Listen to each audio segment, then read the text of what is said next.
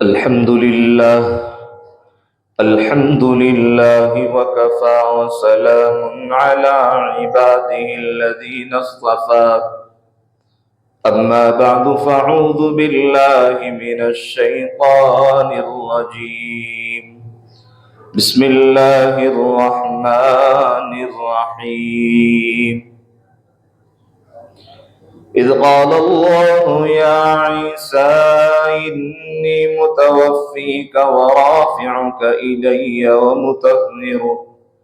ومطهرك إلى الذين كفروا وجاعل الذين اتبعوك فوق الذين كفروا إلى يوم القيامة. وقال النبي صلى الله تعالى عليه وسلم المهدي مني يواتئ اسمه اسمي واسم أبي اسم أبي. وقال النبي صلى الله تعالى عليه وسلم منعت العراق درهمها وقفيزها ومنعت الشام مديها ودينارها ومنعت مصر إردبها ودينارها وعدتم من حيث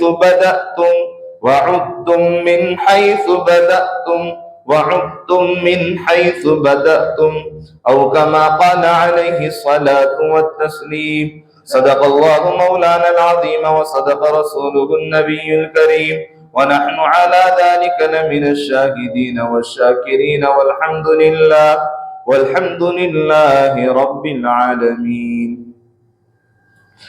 میرے محترم بھائیوں، دوستوں، بزرگوں، نوجوانوں، اللہ رب العزت نے ہم تمام کو اپنی بارگاہ صمدی میں سجدہ ریز ہونے کی توفیق مرحمت فرمائی. یہ اللہ کی طرف سے توفیق کا عنایت ہو جانا یہ بہت بڑی سعادت کی بات ہے. میں نے آپ حضرات کے سامنے قرآن مقدس کی ایک آیت کریمہ، دو حدیث مبارکہ پیش کی. دعا کرے کہ اللہ تبارک و تعالی کہی سنی باتوں پر ہم تمام کو عمل کرنے کی توفیق عطا فرمائے اور اس کو عمل کی نیت سے سننے کی توفیق عطا فرمائے. آج کی مجلس کا جو موضوع ہے وہ حضرت مہدی رضی اللہ تعالی عنہ کی کیا حالت، ان سے پہلے کی کیا نشانیاں، ان سے پہلے کی کیا علامتیں ہوگی. تو ہم حدیث کے ذریعے چلتے ہیں کہ حضرت مہدی رضی اللہ تعالی عنہ کی ان کے ظہور سے پہلے 5 نشانیاں ظاہر ہوگی. سب سے پہلی نشانی جس کو اللہ کے نبی صلی اللہ تعالی علیہ وسلم نے ارشاد فرمایا، قال رسول اللہ صلی اللہ تعالی علیہ وسلم منعت العراق درهمها وقفيزها منعت العراق درهمها وقفيزها ومنعت الشام مديها ودينارها ومنعت مصر إردبها ودينارها. اللہ کے نبی صلی اللہ تعالی علیہ وسلم ارشاد فرماتے کہ عراق کو ناکہ بندی لگائی جائے گی، درہم اور مال کی ناکہ بندی لگائی جائے گی، اور ملک شام کے اوپر بھی ناکہ بندی لگائی جائے گی، دینار اور گلے کی ناکہ بندی لگائی جائے گی، اور مصر کے اوپر بھی دینار اور گلے کی ناکہ بندی لگائی جائے گی. وَعُدْتُم مِّنْ حَيْثُ بَدَأْتُم، اور تم اپنی اس حالت کی طرف لوٹو گے جیسے پہلے تمہاری حالت تھی. اس حدیث میں اللہ کے نبی صلی اللہ تعالی علیہ وسلم ارشاد فرماتے ہیں کہ حضرت مہدی کے ظہور سے پہلے کی نشانیوں میں ایک نشانی یہ ہوگی کہ عراق کے اوپر اناج اور گلے کی ناکہ بندی اور مال کی بھی ناکہ بندی لگائی جائے گی، اور یہ ناکہ بندی رومیوں کی طرف سے ہوگی۔ اب رومی کسے کہتے ہیں؟ رومی آج کل کے دور میں یورپ کے عیسائیوں کو کہتے ہیں، اور قرآن کریم میں پوری ایک سورت نازل ہوئی 21ویں پارے میں، سورۃ الروم۔ ہاں، یہ عراق کے اوپر ناکہ بندی مال کی، اناج گلے کی کس کی لگائی جائے گی؟ رومیوں کی جانب سے۔ اور ملک شام جس کو آج سیریا کہتے ہیں، اور مصر جس کو آج ایجپٹ کہتے ہیں، یہ دونوں ملک کے اوپر بھی ناکہ بندی اجمیوں کی جانب سے لگائی جائے گی، دینار کی، مال کی بھی اور اناج گلے کی بھی۔ یہ ایک نشانی پہلی ہو۔ اس کے بعد دوسری نشانی ہوگی، بات کو ذرا غور سے سمجھنا، حدیث کے حوالے سے ہم چلیں گے۔ دوسری نشانی کیا ہوگی کہ دریائے فرات سے سونے کا خزانہ نکلے گا، جس کو اللہ کے نبی صلی اللہ تعالی علیہ وسلم نے حدیث میں ارشاد فرمایا، قال قال رسول اللہ صلی اللہ تعالی علیہ وسلم یوشک الفرات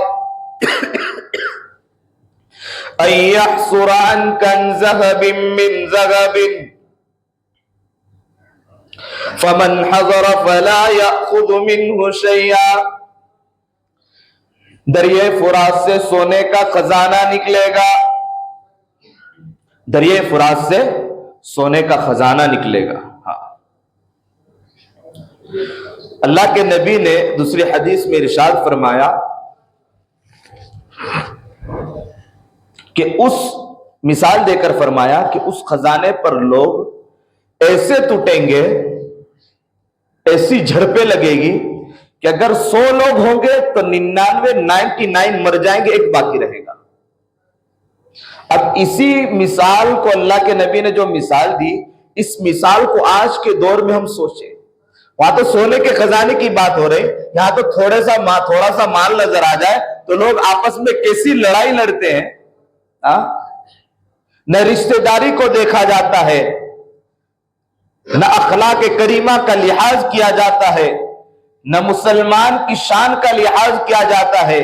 تب تو نبی کی سنت کے جنازے نکل جاتے ہیں، تب تو قرآن کریم کی دھجیاں اڑ جاتی ہے، لیکن کہا کہ میرا مال، یہ مال کس کا بھی ہو، دیکھو یاد رکھو علامت قیامت کے اندر اس کے 3 حصے بتائے ہیں۔ ایک تو علامت قیامت میں وہ علامت جو گزر چکی، جیسے شق قمر کا واقعہ، چاند کے ٹکڑے ہونا، جو گزر چکا، ترکوں سے جہاد جو ہو چکا، جو گزر چکا، جو علامات ہو چکی، اور وہ علامات جو کچھ وہ علامات ہے جو رفتہ رفتہ ہماری زندگیوں میں چل رہی ہے اور ہمارے سے صادر ہو رہی، ہمیں پتہ نہیں ہے، ہم سے صادر ہو رہی ہے، اور وہ علامات کہ جو آئندہ کل آنے والی ہیں۔ تو جو علامات روزانہ ہماری زندگیوں میں صادر ہو رہی ہے، وہ کون سی علامات ہے، جس کو میں مختصراً حدیث کے حوالے سے مختصراً آپ کو بتاتا چلوں کہ امانت والے مال میں خیانت کرنا، مال غنیمت کو ہڑپنا، اور زکوٰۃ کو ٹیکس سمجھ کر ادا کرنا، بیٹے کا اپنے دوست احباب سے اتنی پکی دوستی رکھنا کہ ہر جائز تمنا اس کے سامنے کرنا اور اس کو اپنا بڑا ماننا اور ماں باپ کو بھول جانا۔ ہاں، یہ سب علامات قیامت ہیں جو ہماری زندگیوں میں صادر ہوتی رہتی ہے، لیکن ہمیں اس کا احساس نہیں ہے۔ کہا کہ لوگوں کے اوپر ایک فاسق اور فاجر کا مسلط ہونا، ان کا بادشاہ بننا، کہ تم لوگوں کے اوپر فاسق و فاجر مسلط ہوگا، وہ تمہارا بادشاہ ہوگا، تمہارے اوپر حکمرانی کرے گا۔ یہ ہو رہا ہے کہ نہیں ہو رہا ہے؟ ارے بھائی ہو رہا ہے، دیکھ رہے اپنی زندگیوں میں۔ خیر بات یہاں پر چل رہی تھی، دوسری نشانی کا میں تذکرہ کر رہا تھا کہ دریائے فرات سے سونے کا خزانہ نکلنا، یہ دو نشانی ہو گئی۔ تیسری نشانی ہوگی، سفیانی نامی ایک آدمی ہوگا، دمشق، اردو میں جس کو دمشق کہتے ہیں، آج اس کا نام دمشق رکھ دیا گیا، کہ دمشق کے نشیبی علاقے یعنی نچلے علاقے سے ایک شخص نکلے گا جس کا نام سفیانی ہوگا، اسی کے نام سے اس لشکر کا نام رکھا جائے گا، اور اس کا ساتھ دینے والے قبیلے کلب کے لوگ ہوں گے، اور وہ اتنا بڑا ظالم ہوگا، اللہ کے نبی نے حدیث میں ارشاد فرمایا کہ اتنا بڑا ظالم ہوگا کہ اگر عورت حاملہ ہے اس عورت کے پیٹ کو بھی چاک کرے گا، اور اس کے اندر جو بچہ ہے اس کو بھی قتل کرے گا۔ یہ تیسری نشانی۔ چوتھی نشانی یہ ہوگی، اچھا یہ تیسری نشانی میں اس کے خلاف میں ایک قبیلہ کھڑا ہوگا جس قبیلے کا نام ہوگا قبیلہ قیس۔ کیا نام ہوگا؟ قبیلہ قیس۔ یہ اس کے سامنے مقابلے کے لیے تیار ہوگا، تو یہ لشکر سفیانی لشکر ان کو بھی ختم کر دے گا۔ چوتھی نشانی یہ ہوگی، اہل اسلام مسلمانوں کے درمیان اور رومیوں کے درمیان پہلے تو صلح ہوگی، آپس میں صلح ہو جائے گی، لیکن اچانک پھر یہ غداری کریں گے۔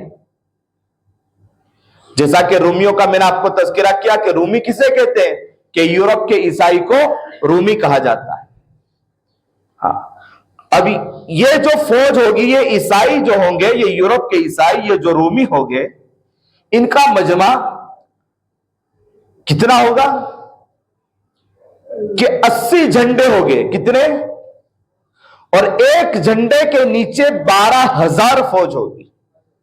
ایک جھنڈے کے نیچے 12,000 فوج ہوگی، یہ ان کا لشکر ہوگا۔ یہ چوتھی نشانی۔ پانچویں نشانی کہ عرب کے ایک خلیفہ کا انتقال ہو جائے گا، تو لوگ آپس میں مشورہ کریں گے کہ اب کس کو خلیفہ بنایا جائے، اب ہمارا حاکم کون ہو، ہمارا خلیفہ کون ہو۔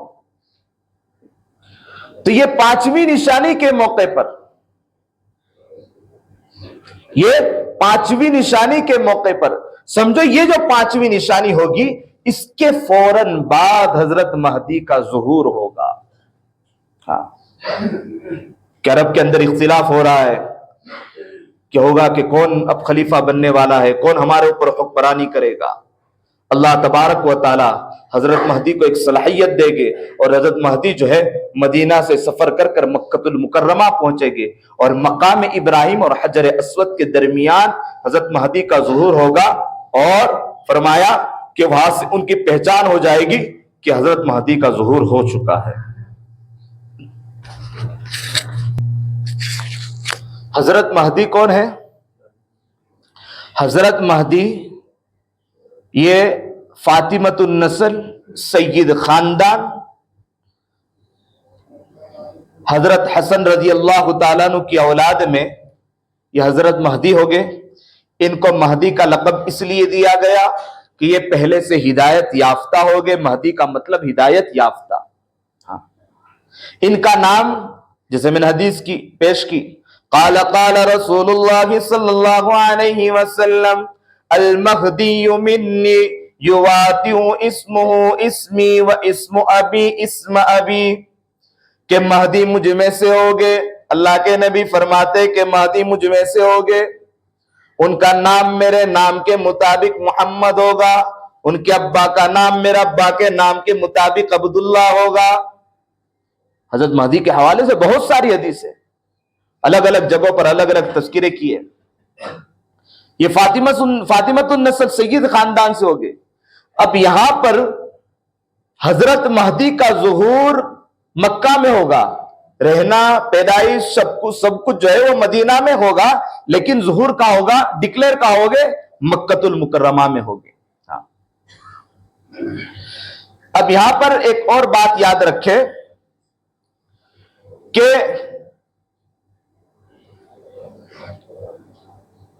ایک فتنہ ہے جس فتنے کا نام شکیلی ہے، یہ قادیانی سے ملتا جلتا ہے، یہ قادیانی کا دوسرا چھوٹا بھائی ہے۔ اب وہ شکیلی جو فتنہ ہے، وہ شکیل اس کا نام ہے، وہ رہنے والا بہار دربنگا کا ہے۔ دربنگا کے اندر ایک گاؤں ہے جس گاؤں کا نام عثمان پور ہے، جس گاؤں کا نام عثمان پور ہے۔ تو اس بندے نے دعویٰ کیا کہ میں مہدی ہوں اور میں عیسیٰ ہوں۔ تو ارے بھائی بتائیے کہ ایک بندہ دو شخصیت ہو سکتی ہے؟ ایک بندہ دو بندہ بن سکتا ہے؟ بالکل نہیں بن سکتا۔ تو اس کا جھوٹ یہاں سے ثابت ہو گیا۔ وہ کہتا ہے کہ میرا نام بھی محمد شکیل ہے، تو دنیا میں بہت سارے محمد شکیل ہے، تو وہ کیوں مہدی نہیں بنے، تم ہی کیوں بن گئے؟ اچھا، وہ بندہ دعویٰ کرتا ہے کہ میں مہدی میں عیسیٰ ہوں، اور اس کے بہت سارے ماننے والے ہیں۔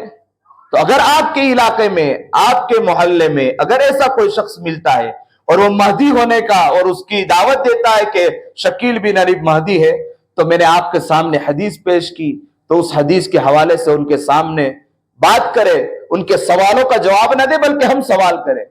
سب سے پہلا سوال، کیونکہ جب انسان کے خاندان اور اس کی روایت پر بات آتی ہے تو نام تو بدل سکتا ہے انسان، لیکن وہ خاندان اور روایت اپنی بدل نہیں سکتا۔ تو اس شکیل بن حنیف جو ہے، اس کا نام شکیل ہے، اس کے باپ کا نام حنیف ہے، اور رہنے والا دربنگا بہار کا ہے، اس کا خاندان پٹھان ہے۔ اب اللہ کے نبی کی نسل میں حضرت حسن کی اولاد میں سید خاندان سے حضرت مہدی، تو حضرت مہدی سید خاندان سے، تو بتائیے سید خاندان اور خان پٹھان خاندان والا برابر ہو سکتا ہے؟ بالکل نہیں ہو سکتا۔ تو ہمارا سب سے پہلا جب سوال ان کے پاس یہ پہنچے کہ بھائی حضرت مہدی تو سید خاندان سے ہو گئے، تم کون سے خان پٹھان کے خاندان سے بات کر رہے؟ اس لیے اس چیز کو ہم ذہن میں رکھیں اور حضرت مہدی کی شخصیت کو پہچانے، علماء کے پاس آئے اور علماء کے پاس ان حوالوں سے گفتگو کریں، ان سے سمجھے کہ حضرت مہدی کون ہے، دجال کی کیا شخصیت ہوگی، دجال کی کیا حالت ہوگی، کیسا ہوگا، حضرت عیسیٰ علیہ السلام کا نزول ہوگا تو کس حالت میں ہوگا، وہ کیسے ہوں گے، وہ کیا کریں گے، کیا معاملات ہوگے، حضرت مہدی کتنے دن دنیا میں رہیں گے، کتنے سال رہیں گے، دجال کتنا رہے گا، حضرت عیسیٰ دنیا میں کتنے رہیں گے، یہ سب روایت ہے۔ ابو شکیل نے دعویٰ کیا 2002 میں، اب 2024 چل رہا ہے، ابھی بھی زندہ ہے، 2024 چل رہا ہے، اس نے دعویٰ کیا مہدی کا، عیسیٰ کا، ٹھیک ہے۔ اب جو ہے حضرت مہدی دنیا میں ان کا جب مکہ المکرمہ میں ڈکلیئر ہو گئے اور ظاہر ہو گئے، تو اس کے بعد اللہ کے نبی کی حدیث کے مطابق 7 سال یا 9 سال، زیادہ سے زیادہ 9 سال، کم سے کم 7 سال دنیا میں رہیں گے۔ تو 7 سال 9 سال ہو گئے، ٹھیک ہے۔ اب یہ 9 سال تو حضرت مہدی تو دنیا میں زیادہ سے زیادہ 9 سال رہیں گے، تو 2002 سے 2024 کتنے سال ہو گئے؟ 22 سال ہو گئے۔ تو بھائی تو کیوں نہیں مرا، ابھی تک کیوں زندہ ہے؟ سوال ہے۔ تو یہ سوالات کو اپنے ذہن میں رکھ کے باطل کی طاقت اسلام کے خلاف ابھرے گی، اور اسلام جو ہے وہ مکمل مذہب ہے، اور اسلام صحیح سالم مذہب ہے، اور جو بندہ اور جو مذہب جو چیز اچھی ہوتی ہے اور جو سچی ہوتی ہے اس کے خلاف ہی آواز اٹھتی ہے۔ اس لیے ہمارا مذہب سچا ہے، ہمارا مذہب اسلام ہے، ہم دین اسلام کے پیداوار ہیں، ہمیں اپنے آپ کو سمجھنا ہوگا اور باطل کی طاقت کے سامنے ڈٹ کر مقابلہ کرنا ہوگا، اور انشاءاللہ آئندہ کل جب اللہ تبارک و تعالیٰ نے موقع دیا، اللہ نے زندگی باقی رکھی، تو پھر انشاءاللہ اس پر گفتگو ہوگی۔ اللہ تبارک و تعالیٰ کئی سنی باتوں پر عمل کرنے کی توفیق عطا فرمائے۔ آپ کا وقت لیا، معذرت خواہ ہے۔ اللہ تبارک و تعالیٰ ہم تمام کو یہ بات کو سن کر دوسروں تک پہنچانے کی توفیق عطا فرمائے۔ آمین، وآخر دعوانا الحمدللہ۔